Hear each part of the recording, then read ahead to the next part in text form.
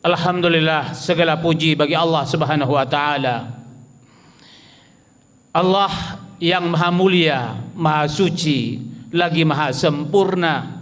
Bertasbih kepadanya, mengakui kesucian, kesempurnaan dan kemahatinggiannya semua apa yang ada di langit dan apa yang ada di bumi. Dialah sembahan yang sesungguhnya. Apapun yang disembah oleh makhluk, oleh manusia selain Dia, semuanya adalah makhluk seperti kita semua kedudukannya. Maka Maha suci Allah dari segala apa yang dipersekutukan oleh orang-orang yang mempersekutukannya. Kaum muslimin jamaah salat Jumat sekalian, salawat dan salam mari, terutama pada hari Jumat, mari kita perbanyak salawat. Permohonan kita kepada Allah agar salawat dan salam selalu Allah limpahkan, Allah curahkan kepada manusia yang paling mulia, Nabi terakhir yang Allah utus dengan agama yang paling sempurna, agama yang terakhir, Nabi kita Nabi Muhammad sallallahu alaihi wasallam. Kaum muslimin jamaah sekalian, melalui mimbar Jumat ini kami sebagai khatib tidak lupa untuk berpesan kepada kaum muslimin, saudara-saudara sekalian, mari kita pastikan diri kita selalu bertakwa kepada Allah Subhanahu wa taala, selalu berusaha untuk hidup sesuai dengan garis dan jalan yang telah ditetapkan oleh Allah Subhanahu wa taala, melaksanakan perintah-perintahnya dan menjauhi semua larangan-larangannya. Kaum muslimin jamaah sekalian, Allah Subhanahu wa taala yang menciptakan manusia yang tidak lepas dari kelemahan, wa khuliqal insanu dha'ifa, sebagaimana Dia tegaskan, dan dan manusia diciptakan oleh Allah Subhanahu wa taala dalam keadaan lemah, penuh dengan kekurangan-kekurangan. Allah Subhanahu wa taala Maha tahu bagaimana seharusnya manusia menjalankan hidup dan mendapatkan kehidupan yang diridhoinya. Oleh karenanya Allah Subhanahu wa taala menurunkan Al-Qur'an yang kita percayai, yang selalu kita baca dan sangat kita cintai. Menurunkan Al-Qur'an ini sebagai pedoman kita makhluk yang lemah, pedoman kita makhluk yang punya kekurangan, dan siapapun yang melaksanakan yang menjalankan kehidupan ini berlandaskan pedoman yang ada dan telah digariskan oleh Allah di dalam Al-Qur'an.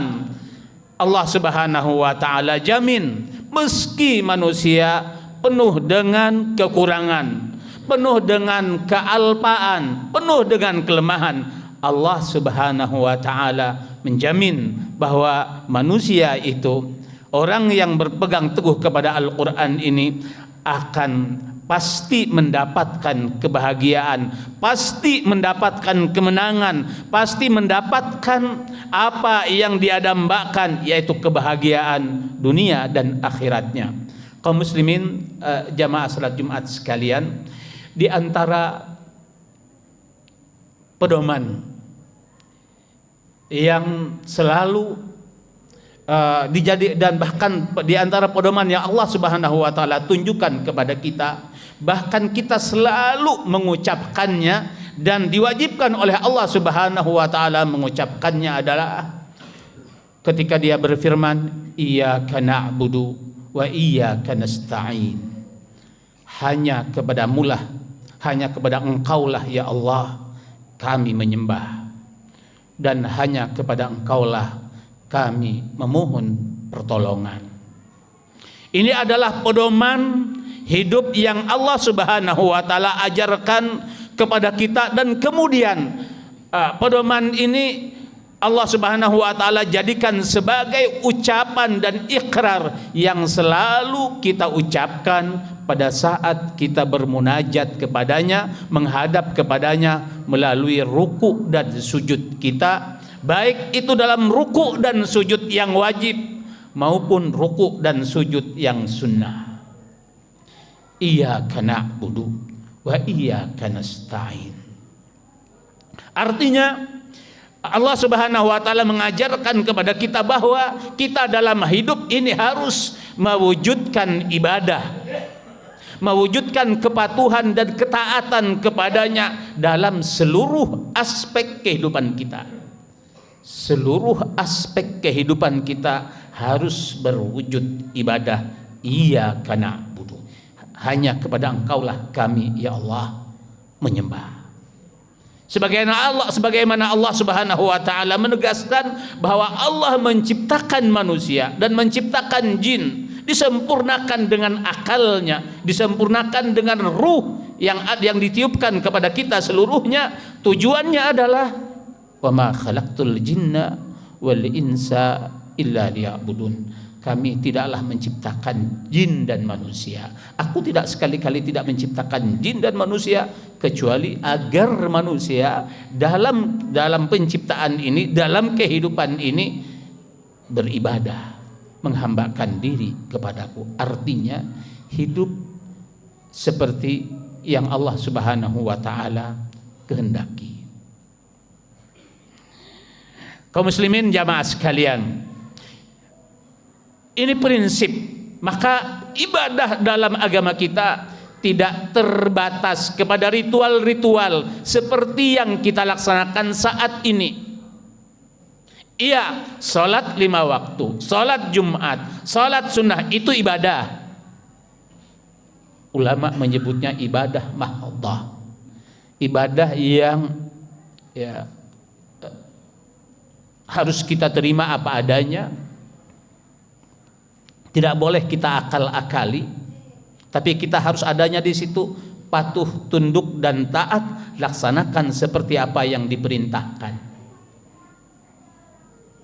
Beribadah kepada Allah Subhanahu wa taala tidak hanya mencakup dalam urusan-urusan doa, zikir, baca Al-Qur'an, saum Ramadan, pergi haji, beribadah haji, umrah dan lain sebagainya. Tidak hanya mencakup itu, tetapi semuanya, apapun dalam urusan-urusan pribadi kita, urusan keluarga kita, bahkan urusan masyarakat kita seluruhnya.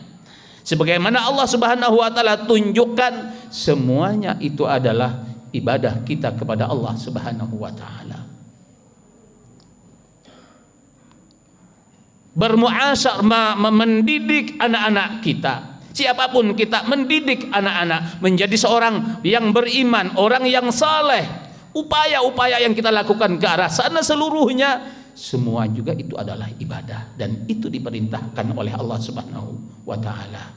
Tidakkah Allah mengatakan, menegaskan, ya ayyuhalladzina amanu qu anfusakum wa ahlikum nara, wahai orang-orang yang beriman, pelihara, jaga diri kalian dan keluarga kalian dari api neraka. Menjaga diri dan keluarga dari api neraka itu artinya kita mendidik, kita mendidik, kita mengajari bagaimana kita dan keluarga kita tidak melakukan perbuatan-perbuatan yang bisa menjerumuskan diri kita dan keluarga kita kepada api neraka. Artinya apa yang harus kita lakukan semuanya apa yang diridhoi oleh Allah Subhanahu wa taala. Keyakinan-keyakinannya harus keyakinan yang diridhoi oleh Allah. Amalan-amalan, perbuatan-perbuatan semuanya harus yang diridhoi oleh Allah Subhanahu wa taala. Semuanya itu adalah ibadah. Bahkan hal-hal yang biasa, makan, diam kita atau bergerak kita, kalau memang tujuan kita adalah untuk menguatkan diri kita, untuk membuat diri kita terjauh dari maksiat dan kuat untuk melakukan ibadah, itu juga termasuk ibadah. Karena itu kata para ulama, tidur kita di malam hari yang kita rancang, kita niatkan, tidur lebih cepat. Niatnya biar nanti malam agar bisa bangun di malam hari, bisa untuk ruku dan sujud, bisa untuk melaksanakan salat tahajud. Maka tidur yang kita rancang seperti itu pun itu juga adalah bagian dari ibadah kepada Allah. Ini petunjuk dari Allah Subhanahu wa taala. Artinya semua kebaikan apapun yang kita lakukan, dan itu memang harus kita seperti itu prinsip kita, semuanya harus mempunyai nilai ibadah.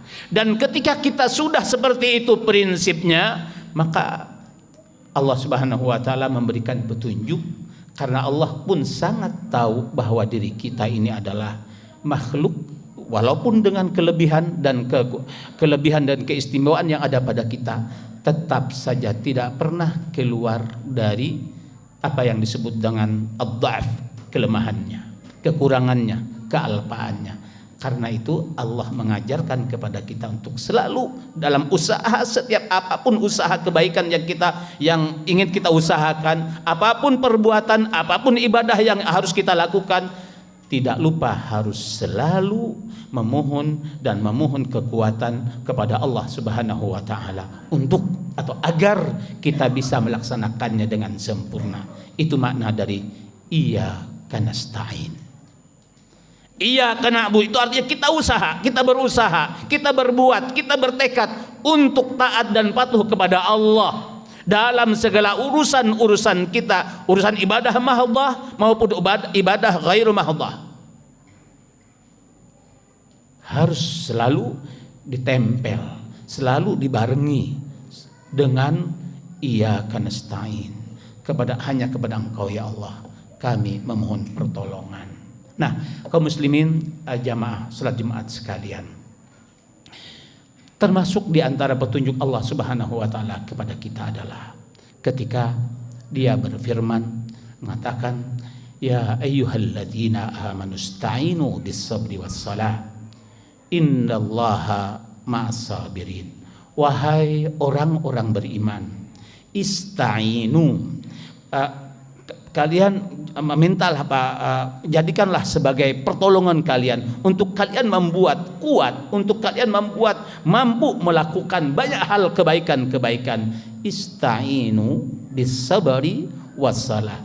Kalian mencari kekuatan itu lewat pertama sabar. Lewat sabar dalam menjalankan kehidupan ini, dalam melaksanakan apapun kebaikan yang kita ingin laksanakan. Ista'inu bis-sabri was-salah. Yang pertama kata Allah, dengan sabar. Ketika kita ingin beribadah kepada Allah Subhanahu wa taala, ibadah yang mahdhah umpamanya, juga harus kita melaksanakannya, kita melaksanakan untuk bisa sempurna, kita harus banyak sabar. Sabar dalam arti kita harus benar-benar tidak tergesa-gesa. Kita benar harus mengikuti aturan-aturan yang Allah Subhanahu wa taala ridhai dalam melaksanakan ibadah-ibadah yang kita lakukan itu. Tidak semau dan tidak sekehendak nafsu kita dan keinginan kita. Justru keinginan kita semuanya harus tunduk kepada aturan-aturan Allah Subhanahu wa taala. Tunduk dan patuh dan siap diri kita untuk menerima seperti itu, butuh yang namanya kesabaran.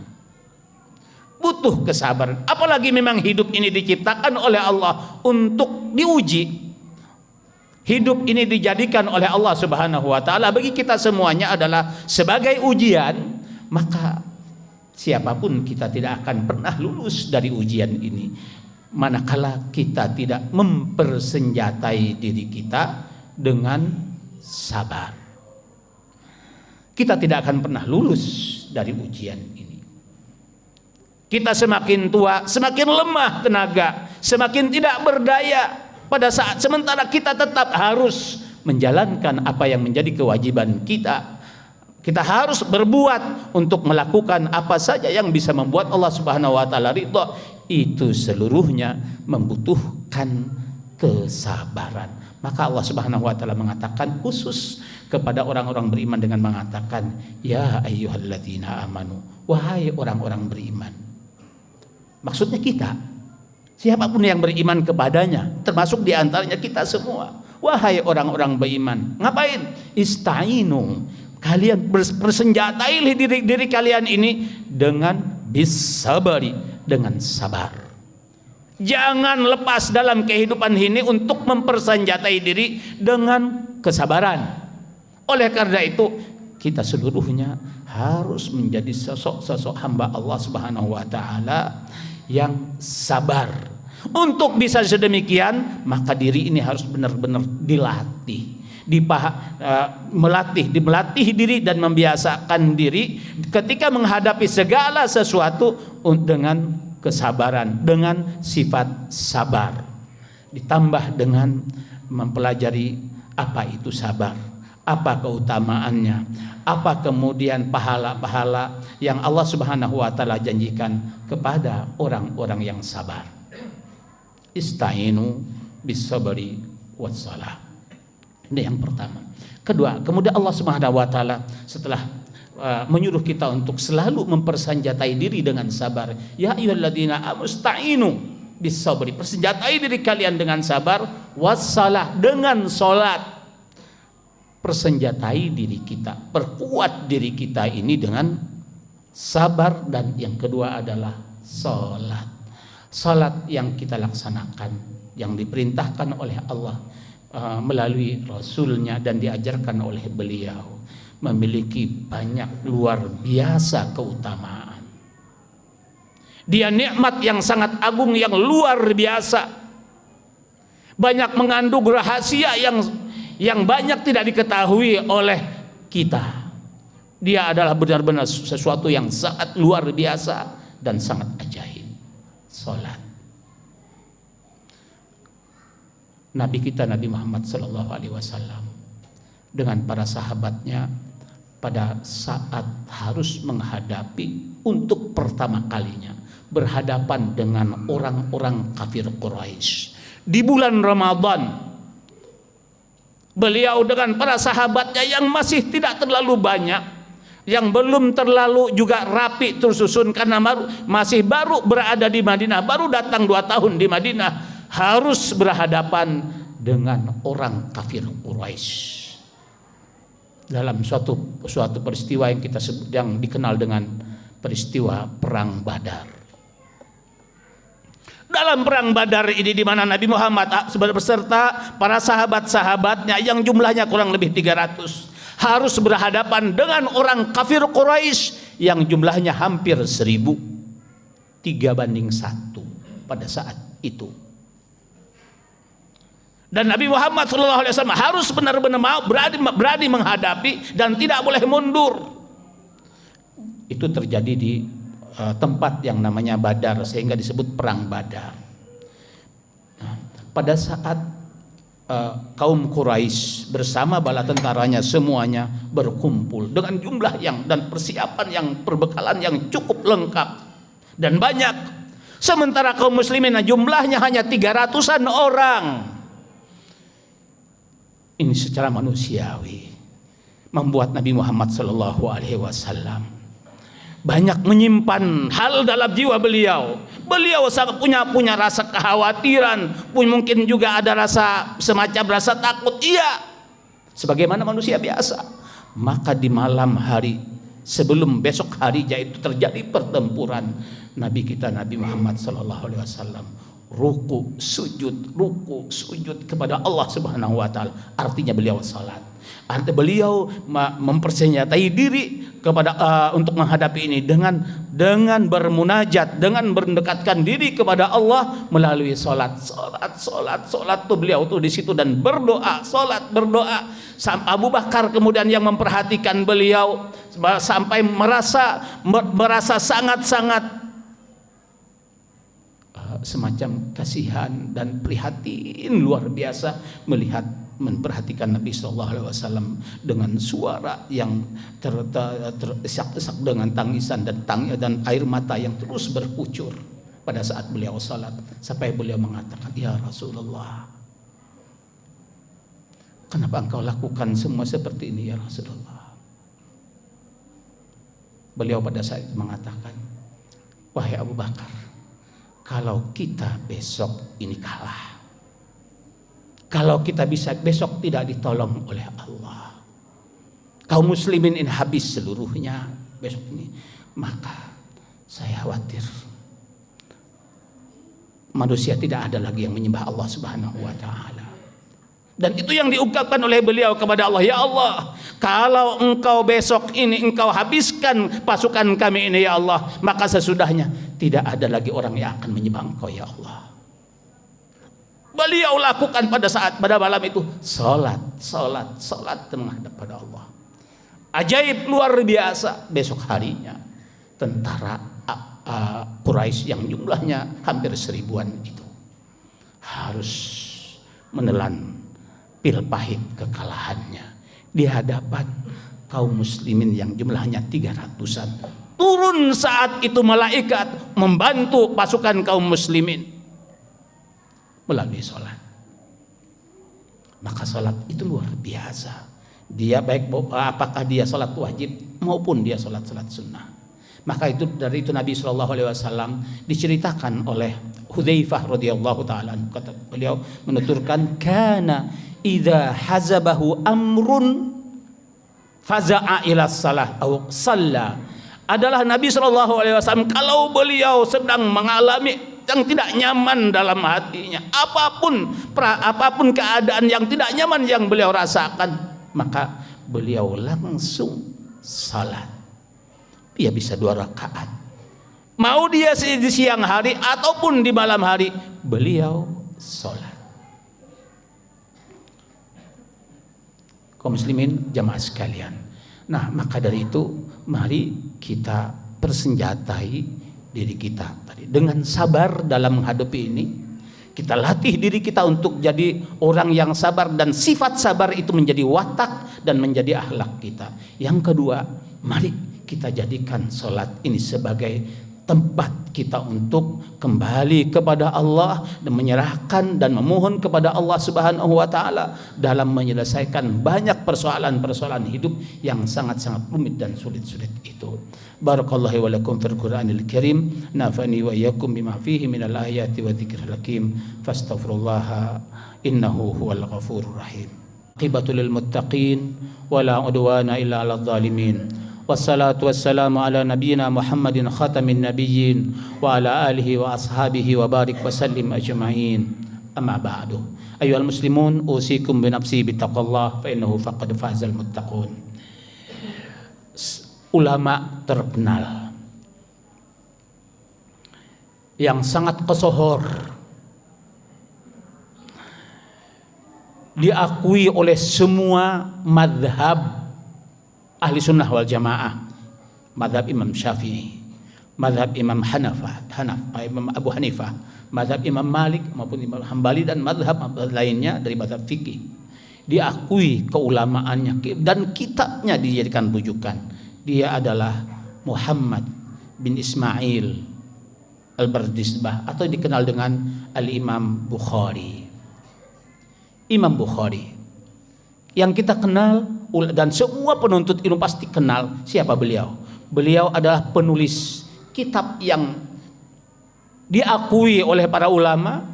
Kitabnya yang disebut dengan Sahih Bukhari adalah kitab yang paling sahih setelah Al-Quran.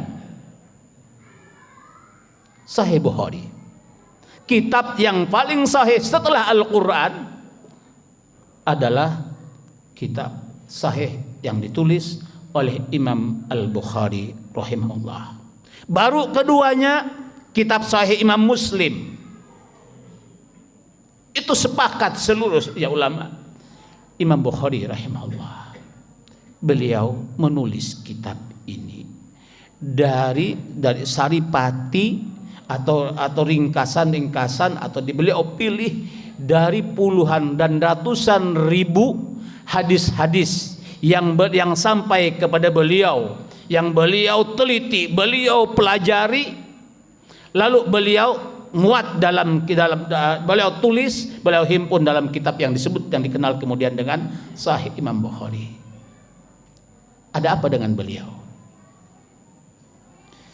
Beliau ketika akan menulis kitab Sahih Imam Bukhari ini, beliau tidak akan ketika akan menulis satu hadis dalam kitabnya ini, beliau tidak menulisnya sebelum beliau salat 2 rakaat terlebih dahulu.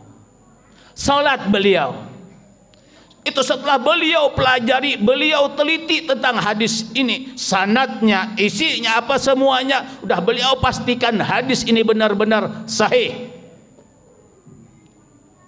Beliau sudah pasti begitu, beliau belum menulisnya sebelum beliau menghadap kepada Allah, bermunajat kepadanya, salat, ruku dan sujud kepada berdoa, memohon kepada Allah petunjuk dan bimbingannya. Setelah kemudian beliau merasa tenang untuk menulis dan mengabadikan hadis itu, barulah beliau menulis. Begitu terus semua hadis-hadis yang ada di dalam kitab itu, puluhan ribu hadis ada di situ. Kalau begitu, kalau dia puluhan ribu hadis, maka berapa kali beliau sholat? Lalu apa kemudian yang menjadi yang terjadi? Seperti yang kita katakan tadi. Setelah dengan sholat itu tadi, dengan sholat yang beliau lakukan untuk menulis satu hadis, setiap satu hadis, kitabnya yang disebut dengan Sahih Bukhari ini kemudian menjadi kitab usul, kitab prinsip yang menjadi rujukan umat Islam dalam memahami agama Islam ini, dalam memahami hukum-hukumnya, dalam memahami apapun yang berkaitan dengan keyakinan-keyakinan yang ada dalam Islam, dan diakui sebagai kitab yang paling sahih sebagaimana kita sebutkan tadi setelah Al-Quran, dan sampai detik ini dijadikan rujukan oleh para ulama, oleh setiap para penuntut ilmu yang ingin mengetahui dan ingin mendalami agama Islam. Kitab Sahih Bukhari, Masya Allah, luar biasa. Dengan ini kemudian beliau akan tetap mendapatkan pahala sepanjang masa selagi kitab ini tetap ada dan menjadi rujukan. Selama itu pula beliau akan tetap mendapatkan aliran pahala terus, walaupun beliau sudah tidak ada. Meski beliau sudah tidak ada sekarang, tapi beliau seperti masih hidup, seperti masih orang yang sedang mengajarkan agama kepada seluruh umat manusia dari generasi ke generasi yang berikutnya. Itulah luar biasanya sholat. Di antara luar biasa dan kehebatan salat, di mana beliau pada saat akan memuat satu hadis dalam kitabnya, beliau tidak memuatnya sebelum beliau melakukan salat bertaqarrub kepada Allah. Lalu kemudian dengan salat itu beliau merasa tenang untuk menuliskan hadis itu, baru beliau tulis. Kaum muslimin jamaah sekalian, oleh karena itu Allah Subhanahu wa taala tadi memberikan petunjuk kepada kita dalam menjalankan hidup ini, selalu agar kita mempersenjatai dengan dua hal. Dengan pertama as-sabar, dan kedua adalah as-salah. Ya ayyuhalladzina amanu ista'inu bis-sabri was-salah. Wahai orang-orang yang beriman, persenjatailah diri kalian, bekali diri kalian dalam menjalankan hidup ini dengan sabar dan salat. Innallaha malaikatahu yusholluna 'alan nabi ya ayyuhalladzina amanu shallu 'alaihi wa sallimu taslima. Allahumma salli wa sallim ala nabiyyina abdika wa rasulika Muhammadin wa ala alihi wa ashabihi ajma'in. Allahumma ya rabbana ya karimu ya arhamar rahimin. Allahumma ighfir lana dhunubana, Allahumma ighfir lana dhunubana wa li ikhwanina alladhina sabaquna bil iman wa la taj'al fi qulubina ghillan lil ladzina amanu rabbana innaka ra'ufur rahim. Ya Allah, ya rabbal alamin, Engkau yang Maha Pengampun lagi Maha Penyayang, Engkau yang Maha Dekat, Engkau yang Maha melihat kami, Maha mengetahui apa yang kami inginkan. Ya Allah, Engkau mengetahui isi hati kami ya Rabbana ya Karimu ya Arhamar Rahimin. Ya Allah, kami berkumpul di tempat ini, di tempat yang mulia ini ya Allah. Kami sangat mengharapkan dan merindukan ridha dan ampunan-Mu ya Allah kepada kami dari semua apapun yang tidak Engkau ridhai ya Allah. Maka ampunilah semua dosa-dosa kami. Sayangilah kami ya Rahmanu ya Rahim. Ya Allah, ampunilah dosa-dosa kami dan dosa-dosa siapapun orang-orang yang telah beriman kepada Engkau, yang sudah wafat maupun yang masih hidup. Sesungguhnya Engkau Maha Pengampun dan Maha Penyayang. Rabbana la tuzigh qulubana ba'da idh hadaitana wa hab lana min ladunka rahmah innaka antal wahhab. Ya Allah, ya Rahmanu ya Arhamar Rahimin. Jangan Engkau simpangkan, jangan Engkau sesatkan jiwa kami, hati kami ya Allah, setelah Engkau berikan petunjuk kepada kami. Birahmatika ya Arhamar Rahimin, ya Rahmanu ya Rahim. Rabbana Allahumma inna ala dzikrika ala wa syukrika wa husni ibadatik. Allah Rabbana ij'alna muqimis salah wa min dzurriyyatina birahmatik wa min dzurriyyatina innaka sami'ud du'a. Ya Rabbana ya Karim, jadikanlah kami ini orang-orang yang menegakkan salat, orang-orang yang benar-benar bertaqarrub kepada Engkau dengan salat yang sempurna yang Engkau ridhai. Ya Rabbana ya Karimu ya Arhamar Rahimin, birahmatika ya Arhamar Rahimin. Rabbana afrigh alaina sabra wa thabbit aqdamana wansurna 'alal qaumil kafirin. Rabbana afrigh alaina sabra wa thabbit aqdamana wansurna 'alal qaumil kafirin. Rabbana hab lana min azwajina wa dhurriyyatina qurrata a'yun waj'alna lil muttaqina imama. Rabbana hab lana min azwajina wa dhurriyyatina qurrata a'yun waj'alna lil muttaqina imama. Rabbana atina fid dunya hasanah wa fil akhirati hasanah wa qina adzabannar. Subhanaka rabbika rabbil izzati amma yasifun wa salamun alal mursalin walhamdulillahi rabbil alamin. Aqimus salat.